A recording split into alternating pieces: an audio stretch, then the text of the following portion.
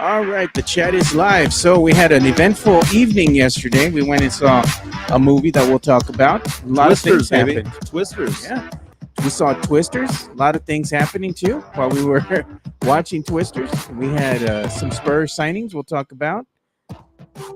And old girl that we were talking about the other day. We're just talking about the national anthem. She came out and said that she was drunk. She's in rehab. We buying this or not? We'll discuss that. Dude, I am just waking up. Yeah. Oh, and there's a new Spurs mural that's making the rounds. The CP3 one? Yeah, CP3. I just posted that early this morning. I woke up and I saw it. So I was like, oh, how about that?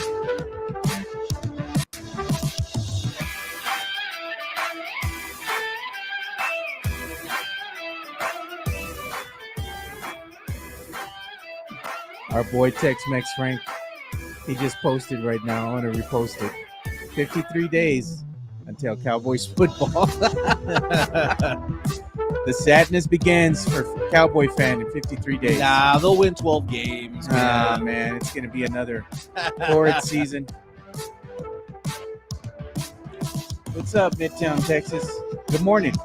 Harry Austin says, good morning, good morning.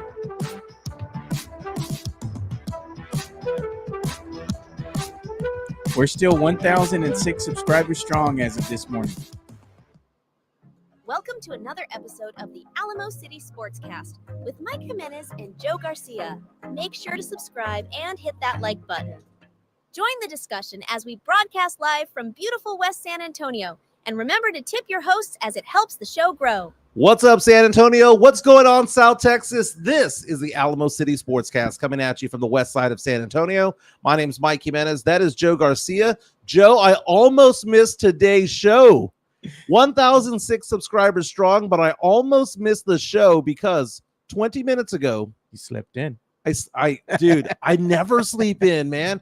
Every morning I wake up between 6:30 and 7:30. Don't even need to set the alarm. It's just going to happen. Like clockwork. My dogs will wake me up, or the sun will wake me up, or whatever will happen, and I'll just wake up. 20 minutes ago, it was 9:40. I rolled over, woke up, and I was like, man, I'm a little bit groggy. And I looked at my phone, and it said 9:40. I jumped up, ran to the shower, took a 7-minute shower, got dressed in 3 minutes. I was like, I got to wear a Spurs shirt, right? Put on a Spurs shirt, put on some shorts, and I ran out the door, drove down Petrenko Road all the way over here. I'm giving you a call going, Joe, literally, I have not prepped for today's show, okay? Yeah. Literally, I have not prepped for today's show. It is 9:52. I woke up 12 minutes ago. I somehow in that 12-minute span brushed my teeth, right? Because, again, I brushed my teeth in the shower. And, I peed in the shower as well. Yeah. So made my way down here. And, Joe, it's not like I did anything last night that was like crazy. I didn't go out drinking. I didn't stay out late at night. I just went to bed around midnight like I always do. Yeah. The only thing that we did was go see that movie Twisters. Yeah, it wasn't like I didn't go to the gym like I said I was going to. Oh, that's right. You told me you were going to go. I went to go see Twisters. Yeah. Came home, watched a little bit of Dateline, and went to bed. That's all I did. Yeah. And I slept for 9.5 hours. My body is not used to that. I typically sleep for like 5 or 6 hours at night. Little insomnia sometimes. But, man, I am back. And we're going to talk sports, pop culture, nostalgia. We know some things that we want to talk about because the Spurs, they like the team they got, right? They picked up 2 more players, or should I say they brought back 2 more players, and we're now at 15. I think that's it. I think the Spurs have the roster already filled out, and I was on Spurs Twitter last night, and they were like, this is just the 22-win team coming back with Harrison Barnes. And CP3. And CP3, right? And half the season from CP3 because he'll be hurt. Yeah. But Spurs fans are kind of like in 2 different camps right now. You know how there was Team Tank and Team Plan? Now there's this team, we like the team we got, like seriously, and there's others who are like, we didn't do enough. So we're going to get your input. You want to have part of that input rather. Our YouTube stream is up and running. Harry Austin saying 53 days till the Cowboys season starts. Don't do that to yourself, Harry. I'm excited. Don't do that to yourself. I'm excited for the NFL season. We'll need to get into the NBA tax apron because that was some news this morning on ESPN.com. Yeah. About how some teams are like, wait a minute. there's some bite in the salary cap now, and are now upset about it because it used to be kind of like baseball. Yeah. You have the haves and the have-nots. You have the Yankees who spend all the money in the world, the Dodgers and the Cubs and the Red Sox, and then you've got the Royals and the Brewers down low, right? It's the haves and the have-nots. The NBA was kind of getting that way. And this year, the 2023 collective bargaining rules took effect. And teams had to maneuver differently. That's why Lauri Markkanen is where he's at. That's why Kentavious Caldwell-Pope was lost by a championship contending team. It's interesting. And the NBA, Adam Silver brought up in an interview yesterday that 6 teams have won the NBA championship in the last 6 years. Yeah. Does this mean he's going out to break up dynasties? And what does that mean for the Spurs? Because aren't we supposed to potentially have a dynasty with Victor Wembanyama? Are the rules going to make it difficult to do such a thing? So we'll get into that as well. I had nothing to drink last night. Take that back. I had one drink last night. I had an old-fashioned. Yeah. That was before we got together. Okay. Yeah, you were at the Spurs Club. Yes. Had an old-fashioned. Had a business meeting out there. Didn't get drunk. Just one drink. Didn't even get buzzed. Just one drink, right? But the lady who went out there and sang the national anthem at the home run derby had more than just one old-fashioned, okay? Yeah, a little bit. Yeah, she says she's going to rehab now because of her performance. Not because of her performance, but because she claims she was drunk, not only drunk, but drunk off her ass when she went out there. Should we forgive her for this? Can she ever live this down? We're going to have some pop culture news as well. Tiger Woods says that he was affected by the assassination attempt on Donald Trump. I saw that. And also, a summer blockbuster finally released. We finally have a summer blockbuster because typically this happens, early June, July. We typically go rush to the movies. But this year, all the good movies are coming out mid-July towards the end of the year, even up until December. Yeah. October, November, December. Yeah. The first real big one came out because last year, remember, it was all Oppenheimer, Barbie. The Barbenheimer. That's right. You didn't like Oppenheimer. Oppenheimer was so overrated. Just like Rudy. So overrated. Yes. Rudy's a crap movie. But we finally got one. We got Twisters. And I'll be honest with you. I went into it thinking, just please don't suck. Yeah, exactly. Just please don't be corny. Suck. And we'll give our review about it. No spoilers. No spoilers. But again, we see a lot of people on the stream right now. Sith Elias is there. Chris Gonzalez. He said he saw the wrong movie because he had retweeted that he saw Titty Twisters. Oh, yes. Yes. I saw the meme. I saw the meme. Which, by the way, think about that. Think about like all the different things that used to do to kids that people would do to you or you would do to them. Yeah. The Titty Twisters, the Purple Nurples, the what was it called when you would lick like your finger and put it in someone's ear? Oh yeah, the Purple Nurple. That what that was? Yeah. Oh my God. So stupid. So stupid. Remember wedgies? Oh man, one of my friends and his sister used to do something disgusting. He said that when they're kids, they used to fart on their hand, and then they would put their hand on each other's face, like to cup their face, so they could smell it. And I was like, that's disgusting, dude. Things that kids used to do back then, So gross. Gross, dude. So gross. But will we have a special guest today? Maybe not. We're also looking at a special guest for next week. So I'm hammering out the details, dotting I's, crossing T's, praying that this guy comes through. Yeah. Possibly a big name. Our manager, Sean. Yeah, our manager. Yeah. A good guy, man. Good guy. I told Sean he's the official manager of the show. So beyond the Purple Nurple, the Wet Willy is what everyone is talking about. The Wet Willy, dude. We have some people watching from far away. Jason Garcia calling in from Portland, Oregon. My man. Yeah. So Jason, working for Bowen. He actually stopped by my house unannounced. It was a surprise, dude. He was in town on the weekend. So Saturday he stopped by for a little bit, said hi. Yeah. Got to talk with him. He surprised his dad, actually. He came into town because his dad was missing him. Came in and say hi to his pops for the weekend. Went back. Awesome. And congratulations to Jason because he got another job. So it's a better opportunity for him. Congratulations. Yeah, I think it's same company, but a different location. That's the thing about travel. If you have the ability to do so, just go. Yeah. Just go. And I am 47 years old, and I have come to the conclusion this year, especially because I'm going through a divorce, and that'll be finalized October, November. I don't ever want to be old. I don't ever want to be old. I go on Facebook, Instagram, and I see my friends from high school, class of 95, 30-year anniversary, 30-year reunion will be next year. And I see how old a lot of my friends are getting. And I'm not just saying in looks, but I'm saying they're getting old in attitude. They're getting old in what they do, and they don't do crap. You ask a friend, hey, you want to go grab a drink? And they're like, nah, I'll stay home. You want to tired. You want to go watch the game? And it's like, when did you get old? So I think that I'm a young 47, Joe. You're still young and fun. I am not James Pledger. James Pledger is a super young 42, right? 43, He's got whatever those he is. guns, baby. He got those guns. He works out like Jefe. Okay, and Jefe, okay, well, here's the thing. Jefe and James don't have any kids that they know about. Hey, true enough, man. Okay, so they can be young because they've never gone through the grind, right? But I realize that I have a 7th grader now, and I have one through college. I will be an empty nester in 5 years. And you have your son. I have my son, but I will be an empty nester. Yeah.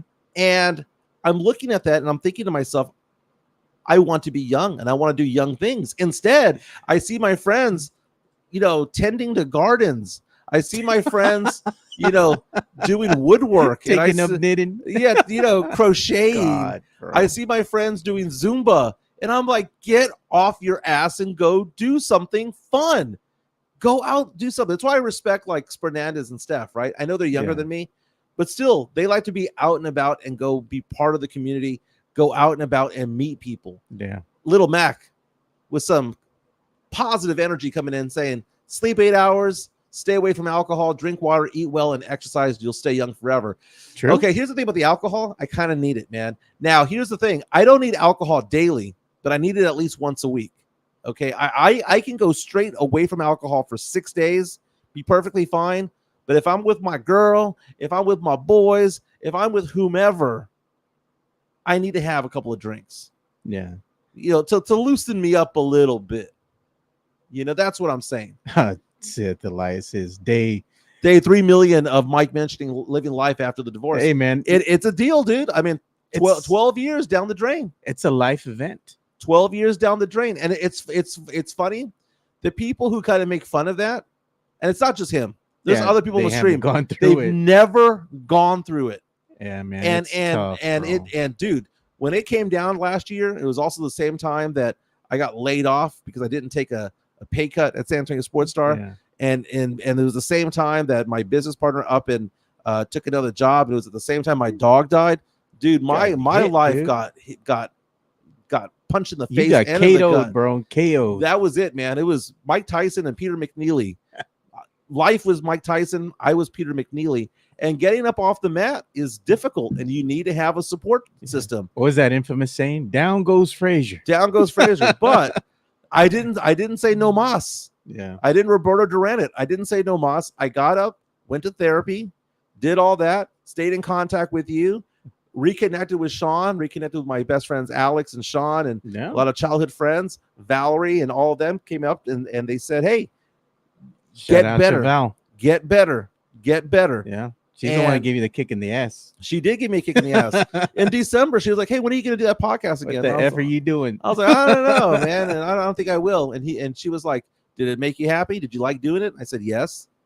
And then she goes, well, then just do it. Yeah. And I thought about it. I was like, all right. I gave you a call and I said, Monday. Let's do it. Let's do it. And we were back on the air. And it was right around the right time. It was the beginning of January. We started the year off straight and said, we're going to do this consistently. Now we have 1,006 subscribers. We're 994 away from 2,000. Okay. I'm going to do the math. By this time next year, I want 2,500. By this time next year, 25. I want 2,500. And it's going to pick up because we're going to have college football season. Dude, think about it right now. We are in the The lull. lull. We're in the summer swoon because I'm not going to talk baseball, dude. I'll talk about baseball in the October. playoffs in October, Yeah. September, October. That's I'm when we not become Rangers fans. That's yes, exactly. That's when we go drink over at Stout House. Piss off freaking Big Papi, Brandon Medina, Yes, Chris Leah. because baseball sucks, dude. It's 162 games and no one cares. No one cares. But I like going to the games. Yeah. I'll be at an Astros game next week for the first time ever, but no one cares about July baseball, right? NBA, NFL dominate the sports, Yeah. right? The occasional golf tournament, the occasional, we're going to have the Olympics this year, Team USA basketball. That'll get more run than what did the Astros do against the Mariners. That'll get more run than what did the Rangers do against the Angels. Yeah. Sith Elias saying Mike lived a country song. You did. You know what? But I also lived a Rocky IV song because I came back, and I started punching back at life, went back to my old employer, right? I'm self-employed, but I work through a firm, went back over there, was named vice president, and I'm doing that. My business was rocking and rolling, still is. Yeah. Off the mat, dude. Going out, hanging out with friends, making friends, meeting people. Slapping asses. Slapping Kissing asses. babies. Kissing babies. Very nice. Very nice. But I did wake up late today. I'm rambling, but I'm excited. Let's talk some Spurs, man, because the announcement last night, you and I were at the Palladium, about to walk into the movie theater when the announcement was made. Adrian Wojnarowski announced that the Spurs have brought back Mamu. Fan favorite, $2.2 million deal, the 25-year-old power forward back with the Spurs. And the Spurs have also brought back Charles Bassey. Same contract, $2.2 million. Now, these are one-year deals, so the Spurs can always get out of them if need be. Yeah, and that leaves right now they have $8 million with the mid-level exemption. So in order for them to use that full $8 million mid-level exemption, they would actually have to waive somebody in order to use that. Or the other thing they can do, since it looks like their roster is solidified right now, they have 2 spots open right now for 2-way contracts that they could fill. Right, and the 2-way contracts aren't going to be eating into that. No. So right now, Sham Charania was the one who brought us the story about Charles Bassey agreeing to a fully guaranteed 1-year, $2.2 million deal. Keep in mind, NBA teams need to spend at least 90% of the salary cap, and they're filling in the gap. Now, if you have a mid-level exception, right, $7 million, I'm assuming that rolls into the season. So let's say that the Spurs go to the rodeo road trip and are 500 ball. Let's say that they're 30-30 or 25-25 going into February. You have some cap space still available. You could do an in-season trade. Yeah, you could do an in-season trade and maybe absorb some space and have a weapon there for you. You don't want to shoot it all and blow your wad, if you will. Yeah, but if you don't use the money, it still goes back into the player pool. Right, but I think they're already past that 90% threshold. Yeah, they're already there, but they already have. If they're going to have $7-8 million, somebody, a free agent comes around, someone who is not signed, for example. There are some players who go into the NBA season who weren't signed for one reason or another. Maybe it's because they were injured. Maybe it's because they want to come back from Greece, or they want to come back. Beverly, somebody like that, decided he's going to go play overseas now, but they could sign him. Somebody wants to come back. No. Little Max says Bouye deserves a 2-way. Dude, Bouye's been balling out there. He has been balling, man. He's got one hell of a set of hair. And when I say hell, I'm talking about HE double hockey sticks, because he has a bald spot that rivals LeBron. He is 25 years old. He looks 45 years old. It don't matter, dude. That dude's balling right now, man. Dude, he is fighting for his NBA life. A guy that was not drafted out of San Francisco, has bounced around the NBA. He has sniffed an NBA court. He was brought onto a court. He's been to the bigs, if you will. He played for 2 weeks in the NBA, got brought back down to the G League, bounced to the Spurs. I wouldn't doubt that this guy starts knocking on the door if somebody gets hurt. If Chris Paul III misses 30 games like he always does, and we need another point guard on the roster, Bouye bringing on in, come in from Austin. I wouldn't be mad at if the Spurs gave him a 2-way contract. They still have one open, which they could see what transpires in training camp, right, and see what they need to do. If they like a guy and they want to bring him in, So some people are excited about this, right? Because fan favorites. Mamu famously last season, when they put him in the lineup with Wemby, got the best out of Wemby, was getting him going like a hype man on the court. At power forward, they had a nice little two-man game going. Yeah. You know, we were asking the question, what point guard is going to get the ball to Wemby? Because Trey Jones struggled to do that. Devin Vassell struggled to do that. Keldon struggled at that. Sohan had a hard time getting the ball into Wemby, but guess who didn't? Mamu. Mamu has like, hey, I got you the ball. Where do you want it? Yeah. I'll get you in your spot.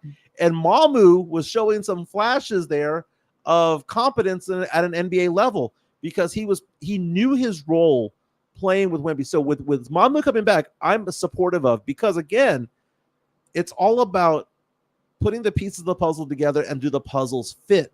Yeah. Dominic Barlow was not brought back on this team. The puzzle piece did not fit. Yeah, they just bringing back Bassies for insurance.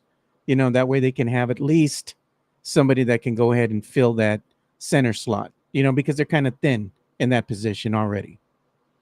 I like what the Spurs have done this offseason. And who's what's her name? She goes by Zed's Dead on oh yeah, Zed's Dead. Our fan from Australia, dude. She's been in the Spurs Twitter for quite some time. Her account got shut down. She had to make another one, but I love her handle name, dude. Zed's Dead. Yeah, reference to Pulp Fiction. So, you know, she and I were going back and forth in a positive way. We weren't like at each other's throats. Not this time. Last year, maybe a few times, but we weren't at each other's throats. We were bringing up the fact that Brian Wright, are we starting to believe in him? Are we starting to have faith in the process? Trust the process?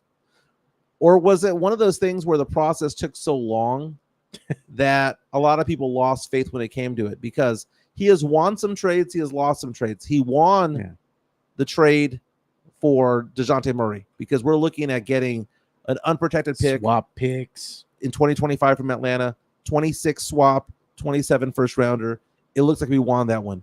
But it also looks like Brian Wright lost the trade involving Derek White because we got Blake Wesley and a swap. Yeah. Right. Then you take a look at other things that Brian Wright has done. Getting Josh Primo. Yeah. Oh, God. Getting Josh Primo, right? When we could have gotten Sengun, Alperen Sengun. It was drafting Jeremy Sohan when we could have gotten Jalen Williams. Now, a lot of Spurs fans love Sohan. That's great. But as of right now, the better NBA player is Jalen Williams. And the Spurs could have gotten him, right? Could have used his help. The Spurs passed up certain players, and Tyrese Maxey was available. What do they say? He's not a very Spursy player. Right. Is that the acronym that everybody uses, right? That's exactly it. That's exactly it. So whenever I see people ask me questions about Brian Wright, and people ask me questions about him all the time, I'm of the opinion right now that based on where the Spurs were back on May 1, Brian Wright has done a perfect job. I don't like a lot of what he did prior to May 1, but where we were at that point in time, at a 22-60 season, where we were at that time, Brian Wright has done a perfect job. Yeah. He's gone out and he used the number 4 pick to get Stephon Castle. And man, I was mentioning Stephon Castle on Locked On Spurs since like December. But Reed Shepherd looked awfully good in Summer League, man. Well, either one. I would have been happy with either one, but I didn't think Reed Shepherd was going to fall to 4 unless Houston did a trade. Yeah. Okay. So I would have been happy with Reed Shepherd as well. But Stephon Castle was the one that I look at and I go, that guy is a Spur. That's a baller, man. That is a Spur. And to also hear the fact that his father played college ball with Tim Duncan. Yeah. That guy is a Spur. You know who else is coming up clutch for us as well? Want to give a shout out to one of our listeners because he's always an avid listener. Yeah. Been there. One of the guys has been there since day one, right? Our boy, Mario Cavazos. He's on vacation right now. Nice. Over in Orlando, right? He's over there at the Universal Studios with his family. And look at what he's wearing, dude. Oh, Alamo City Sportscast gear, baby. We're represented over in Florida, the That's great right. land, the great state of Florida. That's right, You know? baby. Thanks, Mario. Appreciate you. that. Hey, Sith Elias saying Mamu coming back, end of the bench, puts us at 45 wins. I mean, I don't know if it's 45 wins, but the over-under, according to DraftKings.com, the sports online book, the sports book, rather, And Jeff Garcia has an article about that on Kens5.com, at Jeff G Spurs on Twitter and on X and Threads. 35.5 is the over-under. Yeah, look at Little Mac. He says, "If is Wemby on this team if Derek White isn't traded?" Okay, that doesn't mean anything. I don't understand that line of thought. Well, if Derek White was on the team, we wouldn't get Wemby.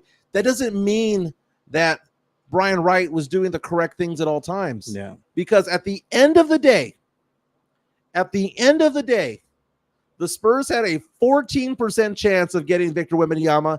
Even if they had gone 0-82, it was only a 14% chance. The Spurs got lucky and got the 14% chance. So to say, well, if we had Derek White, we wouldn't have him. If Joshua Primo hadn't dropped the towel, we wouldn't have him. If we had gotten Sengun, we wouldn't have had him. That does not absolve the past sins. Past sins of Brian Wright. It doesn't. It doesn't absolve it. Oh, man. In fact, all you're doing is shining a big fat spotlight on it and showing how his career being Brian Wright, got resurrected by a 14% chance actually happening, because there was a better chance of us getting Amen Thompson or Scoot Henderson that draft. Let me ask a better question. If Brian Wright hadn't gotten lucky with Wemby, would he still have his job? No, he wouldn't. Spurs fans would be saying, "What have you done for me?" And would Greg Popovich still be head coach? If the Spurs lost that draft and it was Amen Thompson or Osar Thompson or somebody of that ilk, Brandon Miller, draft, they wouldn't be there. Yeah. Brian Wright would be, I don't know, assistant GM for the Charlotte Hornets at this point. Shanghai Sharks. That's exactly what it would be. But now, because he lucked into that 14% chance, all the little things that he was doing in the background, collecting the draft picks, becomes a thing. The Spurs have the ability to have 4 first-rounders this year. It's going to be 2. Chicago's going to tank, and that top 10 protected pick will be kicked into 26. Yeah. That Charlotte pick will never convey. That was part of the DeJounte trade. That's going to get turned into second-rounders because that's top 14 protected. But the Spurs have a swap with Atlanta in 26. The Spurs will more than likely have Chicago's pick in 26. Yeah. The Spurs will have Atlanta's pick in 27. The Spurs have swaps in 30 and 31. The Spurs have another first rounder in 30, in 31 rather, that belongs to Minnesota. Spurs looking good for their future, man. They didn't give up the draft capital. So when Spurs fans are coming out right now and saying, like Zed's dad saying, "Hey, didn't we just bring back the 22-60 team? How are we going to be even better?" It's all about the fact that we've improved certain places, certain spots. This is funny, dude. Speaking of scenarios, if Primo hadn't dropped the towel, repeatedly, would he still be here? Repeatedly. And who's to say what would have happened if Primo would have conveyed? Because it seemed like he was on the cusp of actually doing something, but this whole debacle just derailed his whole career. His whole career, man. We saw that with Tiger Woods. Yeah. When you get exposed for being a cochino, suddenly you're not as good. We saw somebody say that they're going to the splash pads. Look at that. That's a good comment there from Little Mac. Pop would have retired. Because there'd be nothing there. There's nothing there to teach. Nothing there to coach. Well, you're saying somebody said they're going to the splash pads? Over at the Rocket La Cantera, which is really cool. So you can take your kids out there. It's absolutely free. So you don't have to go to SeaWorld to get on the splash pads. You don't have to go to Morgan's Wonderland to go on the splash pads. You just go to the Rocket La Cantera. They've opened up a second parking lot. Yeah. And you can go over there and just enjoy the water. Yeah, as one of our avid listeners too, Hooper Flash. Thanks for watching, man. By the way, he's going to be going to the splash pads with his family. So good for him, man. You know what? It's expensive, dude, to go to Aquatica at SeaWorld. We live right now a couple minutes away from SeaWorld. Mm-hmm. But to get there, if you don't have season passes, I mean, trying to buy that one-day ticket is ridiculous. You got to buy the ticket to get in, so you need the SeaWorld ticket, right? Right. Then you got to buy the Aquatica ticket, and that's at a hefty price as well. Okay, first of all, do the season passes at the SeaWorld. Way to go, man. Okay, you go to Aquatica, right? Like $80 to get in the SeaWorld. Like $150. Then per person. You add Aquatica, right? Yeah. Did you know that you can get, and this is not an advertisement for them. Okay, we don't get anything for it. We don't get a dime or dollar. Yeah. I spend $20 a month. So you don't even have to buy it like in full. Yeah, outright. I get $20 a month. I get my pass to SeaWorld and Aquatica and all the other SeaWorld properties nationwide. And it also comes when you have a season pass, You get 30% off all the food and drink. You know the food and drink is expensive, right? Yeah. You go get chicken strips. It's like $13. I get the refillable cup. Yeah. Yeah. So, but you do any of that, it's like $13. You're like, man, why am I spending $14 on chicken strips? But when they take off that 30-35%, it makes it $8-9. You're like, okay, not bad. It all adds up. And if you go 3 or 4 times a year, you actually made money. Yeah, you save money. You saved enough. It's like Costco. You have to spend $5,000 a year at Costco to make it worth it, because that's, you get a 2% back on your fee. Yeah. You got to go to SeaWorld at least 4 times and use the season pass. It's $20 a month, man. $20 a month. That's a movie ticket right there. $20 a month. And you get to go to SeaWorld as much as you want, right? And you get to park closer. You get to park at a good place, not park way out in the boonies where everybody else is at, right? Yeah. But the Spurs, again, have their 15-man roster already there. Remember when I said this, Joe? I said this in March. Julian Champagnie had played his way out of the NBA. Well, he played his way out of the Spurs. What did I call him? Cardio. I said he was out there getting cardio, and Julian Champagnie, so many Spurs fans on Spurs Twitter were all about, well, man, I mean, he showed improvement. What games were they watching? Yeah. Champagnie didn't even look like a G League player out there. And just removing him, not only from the lineup, from the roster, but removing him from the starting lineup is big. And putting in Harrison Barnes, who knocks down threes at a 39% clip, who averages 14, 15 points per game, who has started 82 games last season and the season before. He's out there not doing load management. He goes and plays every single freaking game. That right there has got to be worth at least 8 wins. A competent small forward, because you ask the question this. I asked the question this. How many teams would Wemby start for? 30, right? Every team would have him on the starting lineup. How many would have had Champagnie? The Spurs are the only team in the NBA that would have had Julian Champagnie as a starter. You put in Harrison Barnes, who maybe half the teams would have started him. Makes your team better. You now have an official team. How many teams would start Devin Vassell? More than half. So now the Spurs have actual talent out there. Yeah. The Spurs finally have talent around them. So if I think that Harrison Barnes is worth 8 wins, that gets us to 30. If I think Chris Paul is going to be able to teach Trey Jones and Stephon Castle, that might add 4 or 5 wins. And then can we get a leap from other players? Can Sohan, who is now no longer needed to be shooting 3 after 3 after 3, if he could go out there and just do what he does best, can the Spurs be better as a collective? Can Wemby take a leap? What does Vassell have when it comes to a leap? Now, I question, what is Keldon Johnson doing? Because Keldon Johnson, I don't know where he is in this lineup. Yeah. I don't even think he's a 6th man. Keldon Johnson might be the 8th or 9th guy on this team. He's not a starter, right? The starting lineup's going to be Wemby, Sohan, Barnes, CP3, and Vassell. That's going to be the Spurs starting lineup. Coming off the bench, you're going to have Trey Jones, Stephon Castle, Mamu, and then a cast of characters, Zach Collins, right? And I suppose Keldon. But Keldon last year was the 6th man.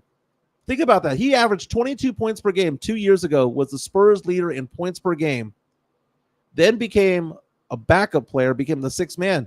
Now he's gone all the way down to, I think he's going to be the 8th or 9th guy on the team. He's going to get 20, 25 minutes, but he ain't going to get the 28 to 32 that he was used to. Yeah. Not at all. We have some news coming in here that I just kind of saw down the wire. It's not like it's breaking news or anything, but nonetheless, look at this that's going on in the chat. I saw that. So we talked about Skip Bayless, right, leaving FS1. Well, we do have news again of Sham Charania reportedly being a looming free agent. So it seems like some networks might be vying for him, because you have maybe Amazon and NBC are showing interest. Yeah, so there's an interesting thing about that. I was Marcellus Wiley. That's who I was thinking of. Yeah. Formerly of ESPN, Marcellus Wiley. was on TikTok saying people are dancing on Skip Bayless's grave. Oh God. And I'm thinking about it, and no, they're not. I responded back with, "What grave are you talking about?" Skip Bayless, if he wants to retire because he's retirement age, great. But Skip Bayless may go off there and do his own Shay thing like Shannon Sharp does. And now you have Shams Charania, who is very marketable, very well known, very young, good looking guy who goes out there and is a big insider. Woj is better than Shams. Well, okay, he was an understudy. He was right, but Shams does a very, very good job. But understand the platforms. We had Mike Taylor on the show from In the Building, formerly the Mike Taylor Show, and he was basically saying, man, the light is you get away from terrestrial radio. The idea is you get away from ESPN, you get away from FS1, and you try to Big create networks. something on your own. Yeah, because you own the content, and not only that, you own the profits. You know, Dan Lebitard, Stugatz, Pat McAfee, they're doing their own thing. Well, Pat McAfee sold his soul so he could go on the 4-letter network. But at the end of the day, Pat McAfee was the one who created his own platform, and he can go out there and cuss on ESPN where no one else can. Yeah. He can go off and do silly crap. To a certain extent, he can, but there's still some level of control. Some level of control. I mean, he had to apologize when he called Caitlin Clark that white bitch. Yeah. Okay, he did have to apologize that.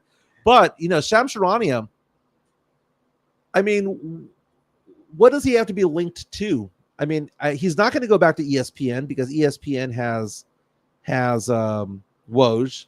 Yeah. Do you go to a streaming platform? Do you have more freedom on a streaming platform like Amazon? See, that's the thing. Amazon is one of these networks that has won a contract. Thank God. For NBA. Thank God. I am all about Amazon and Netflix and Hulu being part of this because they do a good job, man. The Olympics are going to be on Peacock. They do a very, very, very good job. I know it costs more money, and it squeezes out a lot of people who are day to day, who are it's like all that. $5 for Peacock. Well, man. right, but when you add them all up, you add Peacock and you add Amazon and you add Hulu and Netflix. I'm getting rid of Netflix. Me and my wife had made that decision because we don't really watch a lot of shows on there. Netflix is dying in the sense that their programming sucks because everyone else has gone away. And they don't have a lot of sports. I watch a lot of sports, dude. Man. Hulu is the best. Well, actually, Hulu's good, dude. Hulu and Max. I mean, Hulu are really good with that trio, right? You had Disney Plus, ESPN Plus, Hulu. It's like $17. That's and what I got. For free, you can get Pluto. Yeah, and I have Pluto. And dude, Pluto, the library of movies on Pluto for free pretty good. Is pretty damn good. It's better than the Pluto platform on what they have for movies, and they have all those TV shows. Yeah, is better than Netflix. Pluto's better than Netflix, and it's free. And it's free. You got to watch a commercial every 30 minutes. Yeah, but 30-second commercial, but it's free. I watched Zero Dark 30 the other day on Pluto. I was like, I couldn't watch that anywhere. I was like, my choice was to go to Amazon, watch it for $5, or go on Pluto, watch it for free, and watch a Cialis commercial in the middle. Because they realize I'm 47, don't need it yet, but still, I'm a man of a certain age. I'm a man of a certain age. Oh, God, but congratulations to Shams Charania because he is going to be a very much sought after. The problem is that he's going to go away from FanDuel. And if he goes away from FanDuel, that means he can't be on the show with Kay Adams anymore. Kay Adams, absolute nugget. Yeah, and I know Netflix is going to get sports in 2 years, but here's the kicker with that. Y'all are getting Netflix for what it's priced at right now. In 2 years, when they start having boxing, they start having WWE wrestling, and maybe they get another, sporting event that it's going to come to Netflix. Guess what's going to happen with that? It's already at $21, $22 a month. Mm-hmm. It's going to skyrocket to like $30, $40. Well, it's also the like you mentioned wrestling, the programming is different whenever you have it on USA or you have it on, one of these networks, TNT, because they go to commercial. Yeah. Amazon, there's no commercial. No. It's a continuous thing. It's like the difference between Sports Talk Radio and this podcast, or Sports Talk Radio and In the Building. Yeah. We go the entire hour and a half without any commercials. We don't stop talking. You listen to San Antonio Sports Star Ticket 760. There's 6-minute commercials every 15 minutes. For every hour that you're on there, you've got 36, 38 minutes of content. And even that is compromised by commercial reads.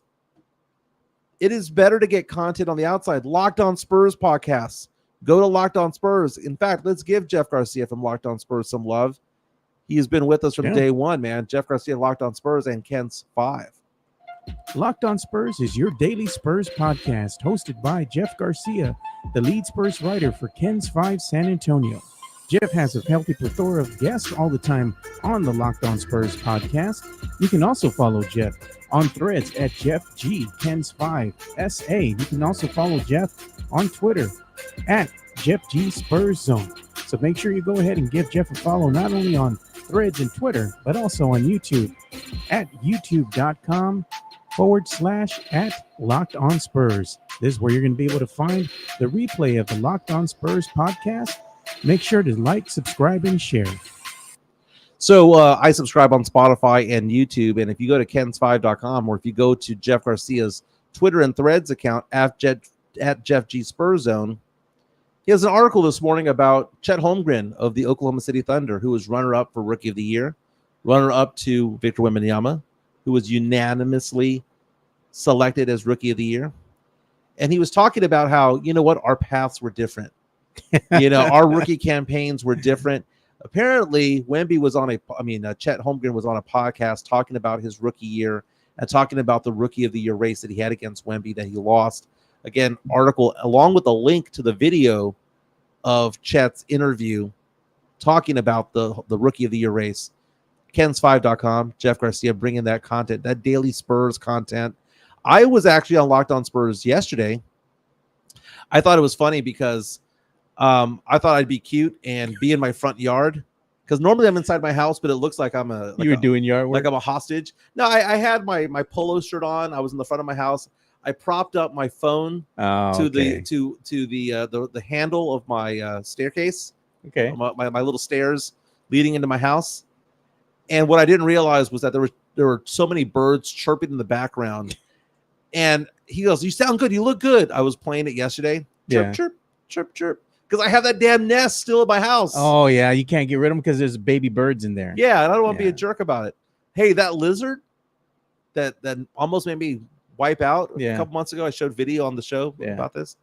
We're friends now, man. He's your bud. He comes out. I swear that lizard, whenever I come out of the house, comes up and says hi. Like, it comes up and it perches itself on the brick garden. Yeah. And it just stares at me. I think it's saying hi. Yeah, I mean, I used to have a horned toad, right? That used to come out in the backyard with me. And the horned toad, he came me like for 3 or 4 summers. And now I guess he died or something, But he would just hang out with me. I was barbecuing. He'd be like, "What's up? What's up?" What's up? He was gangster, man. Hooper Flash saying the birds were a nice touch, though. Little Max. Little Mike with the Bone Thugs and Harmony joke was gold on Los. Okay. God. So when I posted the I forgot about that. You did watch the Los episode. So I put the so going into my house, there's you take 4 steps to get into the porch, right? Yeah. So I put the on the ledge, right? And I balanced it right there, put my AirPods on, and I'm standing on my staircase. And it's nothing but clouds in the background. Yeah. So it looks like I'm in space, like I'm floating in the air. And I was like, man, I feel like I'm the See You at the Crossroads video, where Eazy-E's up there dead, Yeah. So you won't be lonely. Yeah. God, Bone Thugs was good, dude. Bone Thugs was good. You know who wasn't good at singing though? That chick who sang the national anthem on Monday. Can we talk about this woman? You want to go that route? Yeah. You know what? I think I had a video or 2 of her as well. So let me go ahead and start getting that ready to go. Her name is Ingrid Andress. She is a country singer from Michigan. So didn't realize they raised country singers in Michigan. But 4-time Grammy nominated. There she is. 4-time Grammy nominated singer. Never won one. But should we hear a little rendition? Yeah, let's go ahead and hear it.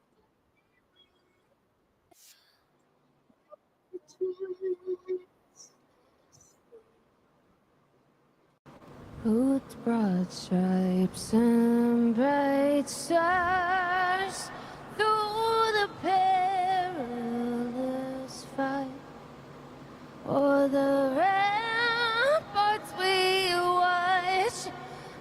so gallantly stream. Here we go. Let's bring it. Bring it home. And the rocket's red glare, the God. Okay. First of all, she said a lyric incorrectly on top of it all. Yeah. It's not Twilight. No. The word Twilight's not in the national anthem, Star Spangled Banner. She released a statement, and that statement says, quote, and this is on social media, on Instagram, quote, "I'm not going to bullshit y'all. I was drunk last night.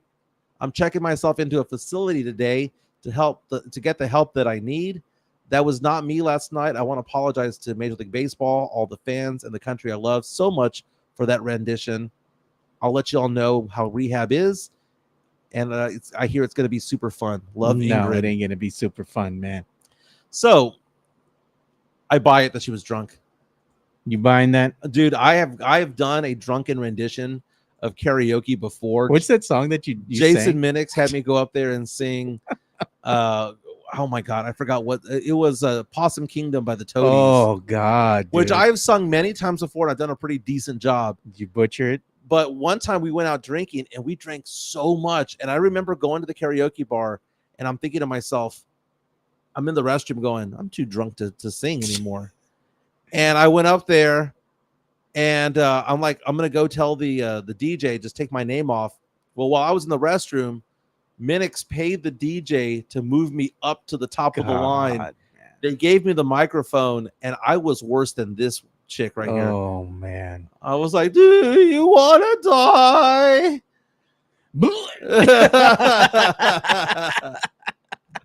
So I was talking to a friend of mine yesterday, and we were talking about drinking, and she and I were going back and forth about strong drinks, and she was giving me crap about some of the drinks that I said were strong. Yeah. Okay, because I said Jaeger. Oh, Jaeger's disgusting, dude. And she told me that Jaeger was for wussies with a P. Ugh. And I thought about it. She goes, "Oh, Michael, what you got to do a Jaeger bomb? Remember Jaeger bombs?" That's disgusting. Jaeger by itself is just gross. Somebody brings me a Jaeger shot, I can't do it, man. I can't. Dude, is Jaeger even strong? Like, what is the proof of that? So then I had to like go, well, I used to do this. And they're like, oh, well, that's just lame. And then, I brought up Goldschlager. Yeah. 151. Remember 151? Ugh. Remember That's having a TikTok trend now. These kids ain't ready for that, man. having drinks like liquid cocaine, mind erasers, we didn't have anything the Four else. Horsemen. Yeah, we didn't have nothing else. That's what we drank. The ghetto ass one today and back in the day, which I am still guilty of, is Long Island iced tea. Oh yeah. Hey, we got $1.99 super chat from our boy Tex-Mex Frank. Thank you for supporting the show, man. Yes, Making it rain today. My tío who grito is going to rehab. He says, "Nice, making it rain." Hey, the QR code's on the top left right there. If you want to buy us a drink, helps the show grow, helps the show go. You were talking about the lizard. Is it the USOA lizard? That's right, baby. That's right. That's funny, man.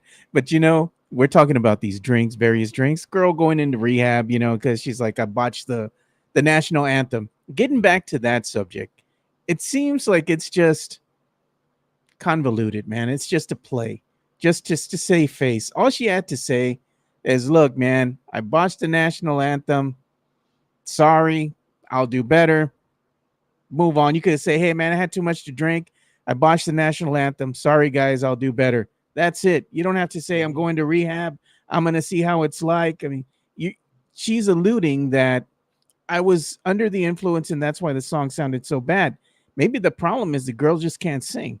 No, she can sing, man. She is 4 times. There's a lot of filters now, dude. No, that was not singing, dude. She was slurring her words. She said the wrong lyrics. I'm just saying, man. She said the wrong lyrics. I mean, if you can have that little mariachi guy at the Spurs games twice a year know the lyrics, right, to the Star Spangled Banner, dude, she was slurring her words, man. Why did she drink so much if she knew she was going to perform? Because maybe she's a drunk. I mean, come on. Man. You and I have gone to Spurs games, have gotten buzzed. Oh yeah, we all got hammered. Me, you, Baez, Leja. What do you think they're offering her? Yeah. In the VIP, she probably got. I agree that she got drunk off her ass, dude. That is a drunk rendition. You're buying the story, man. I've gone to so much karaoke in my life. I will buy that. Now, what I'm not buying is what's on my screen right now. Tiger Woods saying, "I lost sleep over the Trump shooting. It affected my Open prep." Okay, he's the Scotland Open, the Open preparation out there in Europe, in Scotland. Yeah. He says that it affected him because he kept thinking about it. Okay, Really? I understand that there are Trump fans out there. That's great, but it's going to affect a GOAT in golf preparation. Why? He survived. Man, Tiger Woods survived being his tumbled over, his car rolled over a hill, almost lost his leg and everything, and you're distraught over this. I mean, it's something that, it affects people differently, but I don't know. Well, they do have a history, right? They do have a history, but I mean, like we mentioned the other day, Trump turned his head the last second, and because he turned his head at the last second, he didn't get the JFK treatment. Okay, and it's I don't want that on anybody. Okay, I'm a very passionate political guy. I don't bring that up over here. You don't want to glorify that. But we saw, I mean, it's weird because you take a look at like what happened to Trump, which was sad and never should have happened. Yeah. But everyone always forgets Gabby Giffords. Gabby Giffords, I mean, can barely speak. And she was a congresswoman who got gunned down at an event for her constituents. Gabby Gifford, whose husband is Mark Kelly, the astronaut. So, I mean, I understand why there's people who got emotional about it all, but Tiger Woods saying that it's affecting his golf play, I found that to be a bit odd. My name is Mike Jimenez. That's Joe Garcia. This is the Alamo City Sportscast coming at you from the west side of San Antonio. I'm excited about the Spurs season. I hate to go back to the Spurs, but man, I'm excited about this season. I'm going to predict 36 wins. We're going to get the over on DraftKings. We're going to get the over on 36 wins. And I think we have a special guest coming on right now. So I'm going to stall for a minute. Or do we have a special guest, Joe? We do, man. We have the one and only Jeff Garcia. I tap dance, man. Hefe, what's going on, my man? How have you been? Nothing. Just finished wrapping up recording Lockdown Spurs for tomorrow, so it's in the can, ready to get edited. But how you doing? Doing well. We had some people make fun of the fact that I looked like I was in the Bone Thugs and Harmony video on Los yesterday. I looked like I was floating in the clouds. It looked amazing, dude. And then the birds chirping in the background added to the touch. Well, you said you're in the heavens. You're in the heavens. I'm in the heavens as a Spurs fan right now. I hate to say it, Jeff. Brian Wright, the last 2 months, is batting 1,000 with me. Yeah. You think he's gonna hit the grand slam if he gets Markkanen? No, I don't think it's gonna happen. I think that if we go off and get Markkanen, that's gonna be sometime in February during the trade deadline. Spurs will have more leverage at that point. The Jazz look intent on not extending Markkanen. So at some point, you take what you can get. We saw that with DeJounte Murray. We saw that with Derek White. We saw that with Thad Young. We saw that with all these expiring deals. And if Markkanen does not give the Jazz the impression that he's going to re-up with them, and the Jazz are not giving that impression, that every day that goes by, the asking price gets lower and lower and lower. I understand Danny Ainge asking for the moon right now. I get it. I do the same thing. Yeah, but you know what? We'll just wait. Yeah. So I think about this too. Even if he doesn't resign with Utah, then that doesn't it make him a free agent? Unrestricted. He does next season. Then the Spurs don't have to worry about anything. You just deal with Markkanen and his camp alone and rock and roll. I wanted to ask you a question, Jeff, because remember back in the day when we're old heads, right? We're old people. We're a certain age, right? Back in the day when they used to go ahead and erect a Spurs mural, it was special, right? It was like a special occasion. Nowadays, it seems like everybody is getting a Spurs mural erected in their honor. So much so that it was making the rounds today because I tweeted it out this morning. There's a new Spurs mural that's out at 802 San Pedro Avenue, done by local artist Colton Valentine. And they erected a CP3 mural. It doesn't have his number, because we don't know what number he's going to be wearing. But nonetheless, he hasn't even played one single game. And you can already say Spurs legend, Chris Paul has a mural Yeah, erected yeah, in yeah. his honor. I mean, what do you think Yeah. about the murals? I mean, I like them, but back in the day, remember they were erected for the elite. You know, Mhm. what do you? I, What's I, your I, take? I think you're right. I think I mean, Blake Wesley has one. Not Yeah. kidding. Blake Didn't Wesley has Dominic one. Barlow have one too? Don Barlow got one. They're everywhere. And look, it's just a way. At this point, it's something to cheer about in a down year. Yeah. Or years plural. But look, it didn't take too long. I mean, I'm pretty sure there's going to be a Castle one coming out, a Ingram coming out, Harrison Barnes is going to be coming out. No Jeff Garcia Mike- mural. Mike Jimenez mural coming out soon. I mean, at this point, because you look at it, Dominic Barlow mural, who would go see that? Rudy Seafood has it up, man. They Who, had it who, up. who would go take a photo at a Dominic Barlow? Let's set a standard at 10 points per game or more. What about Jeremy Sohan? He has one too. Yeah, Sohan has one. He's at who else 11 has one? points per game, so he qualifies. And he's Malachi California. has one too. Malachi has one. Yeah, that's a little bit much, man.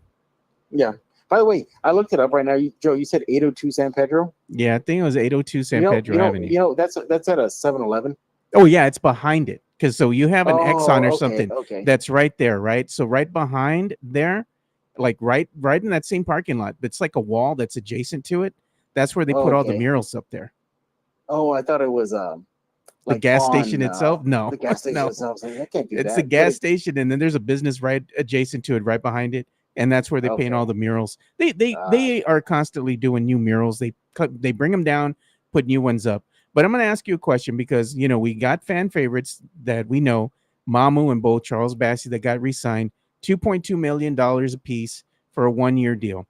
Now the Spurs currently right now is constructed. They have $8 million as far as their mid-level exemption goes. So if they wanted to use that up on another player, they'd have to cut somebody from the current roster. Or, they do have, like I was telling Mike, two-way contracts left that they could go ahead and fill as well. Mhm. We were looking at Boye over in the I summer think he's league. gonna get one. Yeah. I he's mean, gonna get one. the kid deserves one, man. Who do you give the other one to, though? Yeah, Boye's gonna get one. Man, I think that's the welcome now. It could be. We can give it to Ingram. Yeah, You Give it to think Harrison so? Ingram. Yeah, I Could- think maybe could give it be. to Ingram. I mean, I like Because Ingram he's out playing there. pretty well. Yeah, he's playing pretty decent. He's not getting the shine because of Castle, but I mean, at this point they're undefeated, so they're Yeah. going to be making that the Vegas tournament, The playoff. the playoff Yeah. tournament. So there you have it. But no, I think they could probably give it to Ingram and Bouye. I don't see anybody else really shining bright out of the summer league outside of Bouye. There really hasn't been that standout. Oh, he's the next Gary Neal or Bryn Forbes. We found him in the summer league thing. So yeah, I got those two guys getting it, and I would hope Ingram gets it because I like the kid. Rugged, tough, smart. I think Jimenez. He was a 3-year or 4-year player. I believe in a college. 3-year player at North He was Carolina. a 3-year. Yeah, North Carolina. It's a blue And I blood. like that, and I appreciate that. So we have an article that just posted on ESPN.com.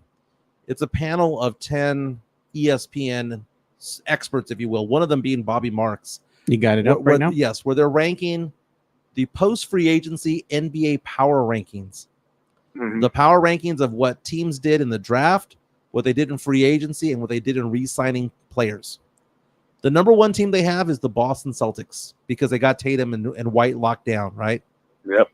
The number two team they said that improved themselves during the offseason was Oklahoma City because they got Alex Caruso via trade, Hartenstein via free agency, Nikola Topic in the draft, and Dylan Jones in the draft. All they lost was basically Josh Giddey. Yeah. I'm looking for the Spurs, Mm-hmm. and I keep scrolling, and I keep scrolling.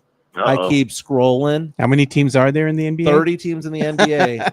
And according to ESPN.com, they ranked the Spurs as having the 21st best free agency period, offseason, if you will. Say that all the Spurs did was get Chris Paul, Harrison Barnes, Stephon Castle, and lost Devontae Graham. And they said because of that, the Spurs had the 21st best offseason. So am I being excited about what the Spurs did this year, Jeff? Just pure excitement because I'm a Spurs fan. I'm hoping for the best. Or do you think the Spurs actually improved themselves this offseason? I think they improved themselves. I mean, you needed a point guard, you got two of them, Castle and CP3. You needed veteran presence, you got two of them, CP3 and Barnes. And you know what? What I'm really going to be looking forward to seeing, just to see how they handle the situation. Do you think it's time the Spurs have to remove the crutch of we're a young team?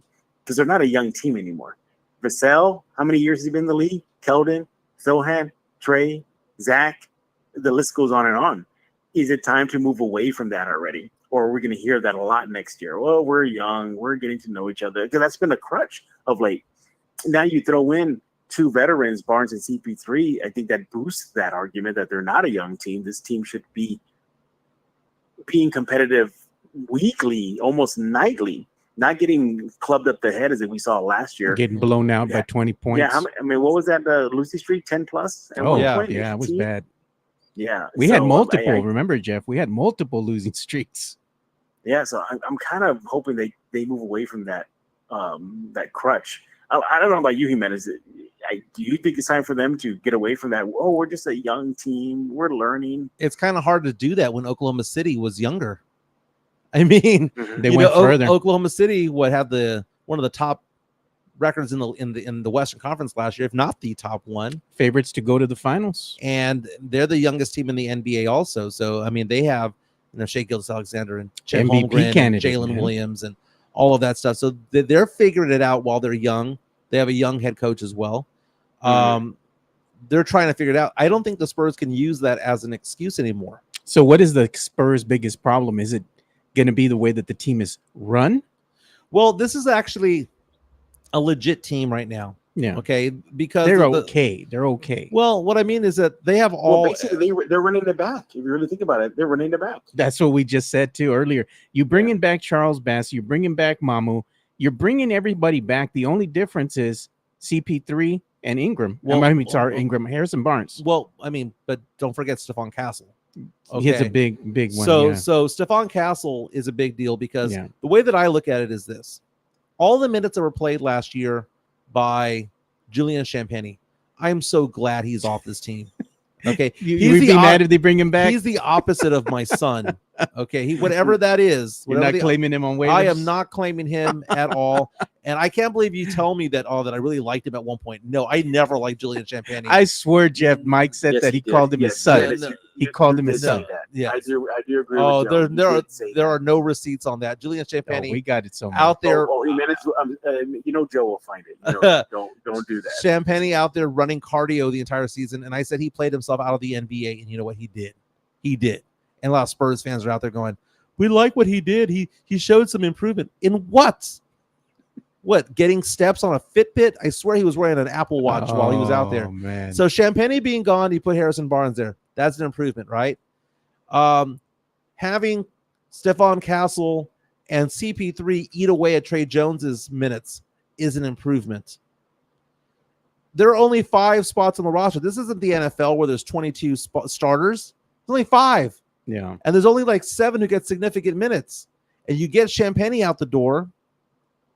You get Zach Collins to play fewer minutes.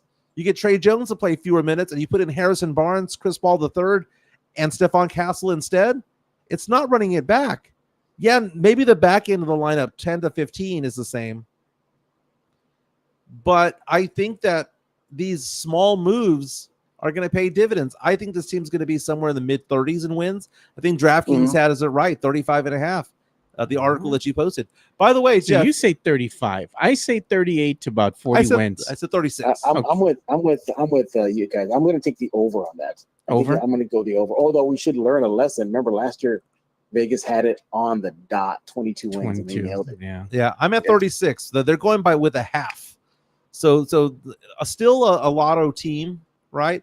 Well, we need to cheer for as Spurs fans. Is Trae Young to tear an ACL or something, and wants to get that Atlanta pick, baby. Man. Get that tasty Atlanta pick. Now you're wishing bad injuries on a player, man. He's due. Oh, he's due. Man. I'm just playing. Jeff, knocking on wood. Jeff, come get knocking your boy. on wood. Come on, man. We're going to be cheering against Atlanta. Next season we're going to be watching games. How did the Spurs do? How did Atlanta do? That's how it's going to be. That's how it's going to be. I mean, you don't want nobody getting hurt, but I mean, you don't want them to win either. I mean, they could do the same thing and not win. correct. Hey D asking the question, isn't Champagne on the team? He's not. Champagne was left off the team. Done. We're done. Puro Pinche Unless Sports. he's gonna take a two-way. Well, I mean, yeah, he's gonna take that two-way to China because he ain't an NBA player, dude. He ain't Boxed an NBA wine player is as well. better than champagne. Talking to Jeff Garcia from Locked On Spurs and Ken's Five. Can we get into some pop culture with you, Jeff? That's exactly. up? I wanted to ask Jeff the question, right, Jeff? Before we do that, me and you are big Star Wars fans, right? Yep. And Disney has dropped the ball with this recent rendition of shows and movies and whatnot. Have you To a watched degree, the okay. Have you watched the Acolyte?